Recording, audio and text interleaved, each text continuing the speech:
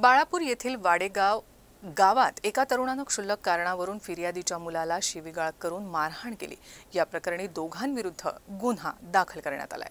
याबाबत बाळापूर पोलिसांकडून मिळालेल्या माहितीनुसार फिर्यादी ज्योती अमोल धनोकर यांनी बाळापूर पोलिसात गुन्हा दाखल केला असून त्यात असे म्हटले आहे की फिर्यादीने वजन कमी करण्याची काही औषधे ऑनलाईन मागवली होती। त्यानंतर कुरिअरवाला वजन कमी करण्याची औषधे देण्यासाठी फिर्यादीच्या घरासमोर गोळ्या घेऊन उभा असताना फिर्यादीचा मुलगा आणि कुरिअरवाला यांच्यात वाद होत असताना फिर्यादीचा मुलगा अनिल काळे याने शिवीगाळ केली व प्रतिभा काळे यांनी थेट काठीने मारहाण करून हाताला दुखापत केली।